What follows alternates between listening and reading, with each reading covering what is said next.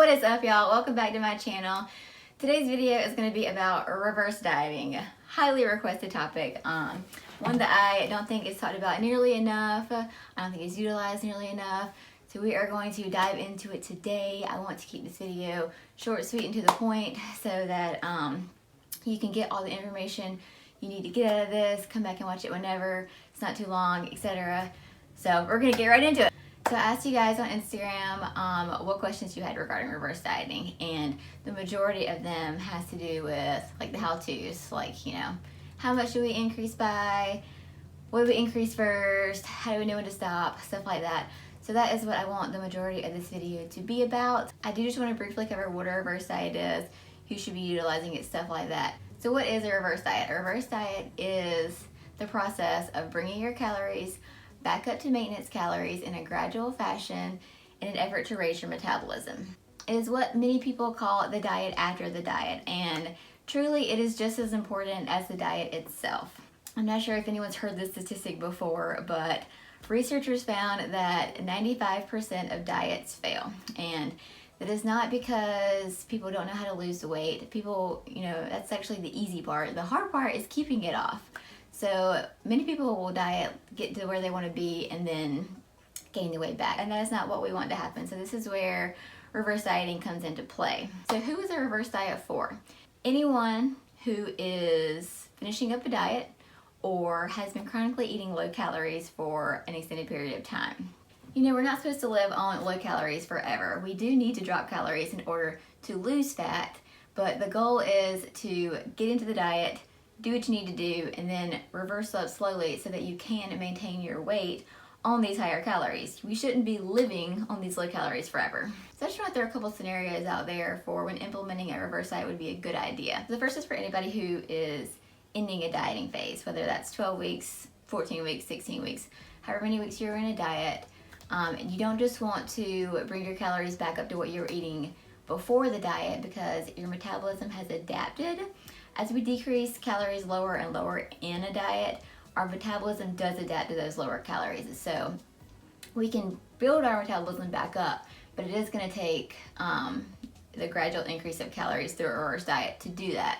So that's what we want to do at the end of a dieting phase. We're going to start raising our calories up again through a reverse diet to optimize our metabolism and hormones again, get you maintaining your weight on those higher calories. The second scenario that I really want to emphasize is if you've been eating low calories for a while, whether that's 1200, 1300, 1500.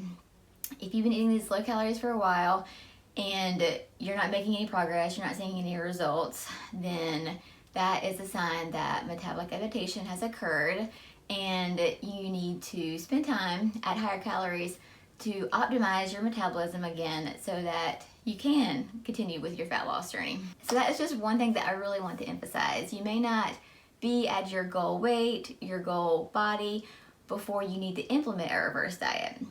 Because if you're maintaining your weight eating these 1400 calories day in and day out, or however many calories it is, you know, your metabolism has adapted to these calories, like I said, so there's no deficit to be created for fat loss. The only way that we can continue fat loss is to optimize our metabolism again, and we have to spend long enough at higher maintenance calories to do that. So your best bet in that scenario is to go ahead and reverse diet and then go back to continue chasing your fat loss goals. But at that point, you're just kind of spinning your own wheels, because, you know, you're maintaining your weight on those low calories and you're not getting anywhere. The third is just looking at your biofeedback, you know, no matter how long you've been dieting for. If your energy is starting to suffer, your strength's starting to suffer, you're restless at night, all these biofeedback markers are things that we want to be keeping tabs on. Like, we shouldn't be feeling terrible all the time. That's a sign that, you know, we're not getting the fuel our body needs. So we need to go ahead and increase our calories again, optimize everything. We can continue fat loss again once we spend enough time at maintenance calories. Okay, now to the fun part. How to reverse diet. So one thing that I just want to note is that the reverse dieting journey is going to be different for everybody. How much you should increase by, it's going to be different for everybody. We're all individuals when it comes to this kind of stuff, and we have to consider all of our personal individualized factors, dieting history, etc. With that being said, the first thing that you need to look at is the maintenance range that you want to be aiming for. Our maintenance calories are going to be different than what they were before we dieted, because as our body composition changes, as our activity changes, so do our maintenance calories. I also just want to note that maintenance calories is not a set number, it is a range, usually within 200 to 300 calories, depending on your activity level, training, stuff like that. We're not aiming for a set number here. We just want to look at the maintenance calorie range that we're aiming for and start working towards that. So there's no way we can know exactly what our maintenance calorie range is. There's no way anybody can know that, but we can make some smart predictions about what that range is. So one way to do that is to multiply your current body weight by 14 to 16. So 14 is going to be if you're more sedentary, 16 is going to be if you're more active, but multiply your current weight by 14 and 16, and that is the range that you are going to use as you work your way up the reverse diet to get to those maintenance calories. I'm also going to link one of my favorite TDEE calculators in the comments below for you guys to use. I found that one to be pretty accurate most of the time. It can be a little skewed if you're underweight or overweight, but for the most part, if you pick the amount of activity, light, moderate, that you're currently doing and that you plan to continue doing, then that number is usually accurate. And you can even pick like one in the middle. Like for instance, if I did light and moderate exercise, I could use the calorie number that it gave me for both of those as my range. Okay, that was a bit of a long spiel, but first step is you want to kind of have an idea of the amount of calories that you're aiming for, your ideal maintenance calories. The second thing that you're going to do is take your current calories, your ending diet calories, or whatever you're currently eating, and you are going to want to multiply that by 10 to 20%. For most people, 10% is good. It's a safe bet. It's a very conservative amount to increase your calories by. I will say, if your biofeedback is really suffering, we really want to get you out of that deficit so that your hormones and metabolism can start improving again. So with 10% might be a little slower than what you need. Also, if you are still losing weight progressively each week, 10% may not be enough because it may not get you out of the deficit. If you haven't made any progress, with weights, measurements, how your clothes fitting in a month's time, that is a good indication that your metabolism has adapted to the amount of calories that you're at. So a 10% would be a best bet. But for instance, if you still been making progress over the past month with weight loss, that is a sign that you're still in a deficit at those calories. You might want to do more than 10%, like 15 to 20%, so that you can go ahead and get out of the deficit and start working to optimize your metabolism and hormones better again. So say, you haven't made that much progress this past month. You want to increase by 10% to be conservative with this. You're currently eating 1,400 calories. 10% of that is 140 calories. So you're going to take the 1,400, add 140 to that. You're going to start your reverse diet eating 1,540 calories. So when you're looking at your macros, trying to decide what to increase to make up that 140 calories, protein should stay the same, and that is as long as it was at a good place before you started. 0.8 grams to 1.2 grams per pound of body weight is a good place to have your protein at. So if it's not already there, I would go ahead and increase protein some so that you could get it there. When looking at carbs and fat, that is really going to be a personal preference on what you decide that you want to add first.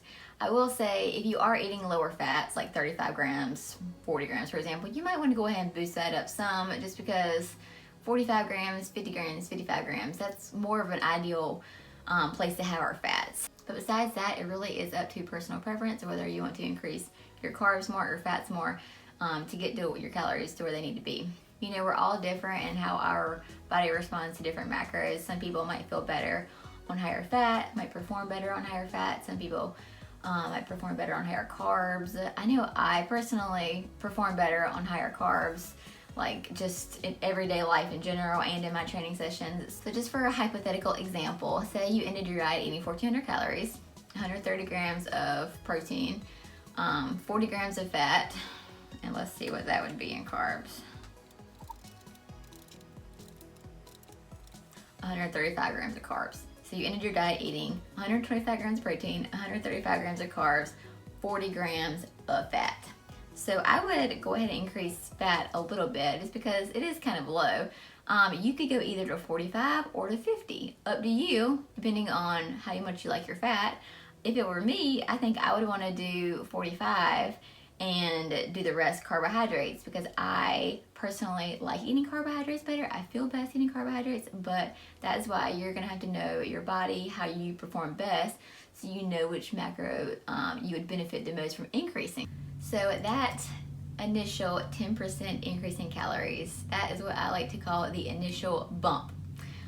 We do not want to baby step our way like right after we're done with the diet, because that is not going to do us any good in optimizing our hormones, improving our biofeedback. It's just not. That's just us staying in a deficit longer, us suffering the consequences of dieting longer. So we need that initial bump with high enough calories to go ahead and get us out of there. And that does mean more than 50 to 100 calories. We don't want to baby step our way initially. We want to have a big jump. I would say at least 130 calories, if not more. But we do want to have that big jump so that we can get out of the deficit, and so that we can go ahead and start seeing improvements in our biofeedback and our hormones, because just baby stepping it at the beginning is not going to be enough for our body to notice the difference. So once we have that initial bump, after that is when we are going to want to start the baby steps with the gradually adding back in calories. So after your initial bump, you can hold steady here for a week or two. It's just going to depend how your body responds. Some people's bodies respond fast to the increase in calories, and some it takes more time. So I would just continue to look at your average weight trends. Again, we don't want to be, I mentioned this before, but we don't want to be looking at our weight trends from day to day. You know, we really want to be looking at our average weight for the week. So it is helpful to weigh every day, or at least like 3 times a week, so that we can get the weekly average, because weight's going to fluctuate day to day no matter what.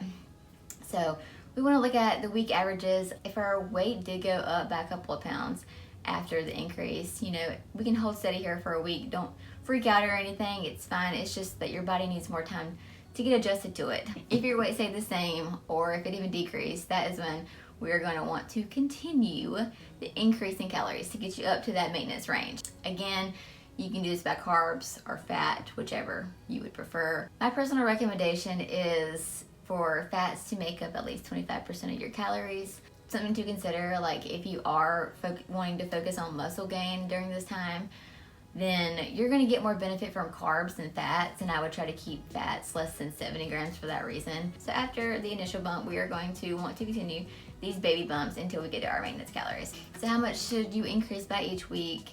You can do anywhere from 40 to 100 calories. I typically like to do either 10 grams of carbs or 5 grams of fat, or, you know, both of those, just to keep things simple.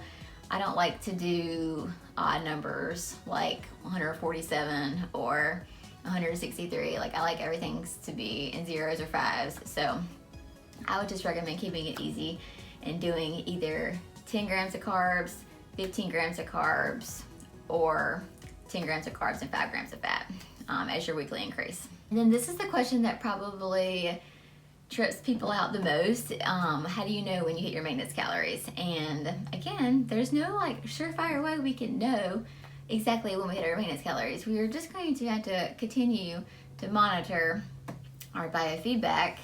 And if we're still wanting to weigh ourselves, I know some people don't like to weigh themselves because it can mess with them mentally.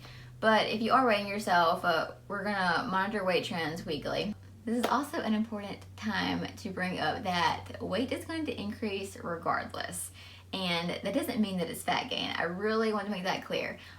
As we add more calories in, we're adding more carbs in, we're adding more sodium in, and both carbs and sodium hold on to water, enough to increase your weight by 1 to 3 pounds. So it's important to keep that in mind if you are continuing to weigh yourself, that it's not fat gain. You are eating more calories, which has more sodium, more carbs. You are holding on to more water because of that. So going back to how do you know when you hit your maintenance calories, and the number one thing that I just think that you should look out for is your biofeedback. Your sleep, is it getting better? Are you sleeping longer? Are you having restless nights still? Your mood, You know, how has that been? Is it better? Like, are you still grumpy? Your hunger? Really, as you reverse diet, you should not be hungry anymore, only at meal times. If you are still hungry every 3 hours, that's a sign that we have not hit your maintenance calories yet. If you're going to bed hungry, that's also a sign that you're not eating enough and we still need to keep adding calories. If you want to look at your strengths in the gym, you should be getting stronger. You should be using heavier weights. That's not going to come like super fast, but like over time you should notice that you are able to increase your weight with this. You are able to do 3 more reps. So biofeedback is the most important thing, and then also the ranges of maintenance calories that I mentioned before. If you are in that maintenance range, your biofeedback is good, your weight has maintained, then you've probably hit your maintenance calories. Now, if your biofeedback still has some improving to do, like you're still not feeling like as great as you could, or you haven't quite hit your maintenance calorie range yet, then I would say you still have a ways to go before you do hit your maintenance calories. But again, maintenance calories is a range. If you're less active, your true maintenance calories may be on the lower end of that. If you're more active, your true maintenance calories may be on the higher end of that. So it's just important to consider as you stay at those maintenance calories longer, that if your activity changes, if you notice that you're starting to train harder in the gym, you may need to increase what you're at just so you're not like getting in a deficit again. You may also need to lower what you ended at if you are not getting as much activity in as you used to. Like for instance, if you were getting 13,000 steps in a day and now are only getting 9,000 steps in a day, that's a pretty big jump in steps, and so you may need to adjust calories down to compensate for that. Again, there's no like exact way that we can know when we hit our maintenance calories. We're just going to have to continue assessing ourselves, how we're feeling, where we're at, make adjustments, assess again. Just want to end this saying that reverse dieting, it should not be scary. It should not be feared. I know, like, especially if you're coming from a place eating low calories for a long time, it can be scary. It can be scary if you have just lost all this weight and like you don't want to gain it back, but I promise you that this is the best thing that you can do for your metabolism and body. You do not want to stay at those low calories. It's not going to do anything for you. And plus, who doesn't want to maintain their weight eating higher calories? So I hope this video was helpful. If you have any questions, leave them in the comments below. Also tell me what other kind of videos you guys want to see, and like it, hit the subscribe button, and I'll see you guys in the next video.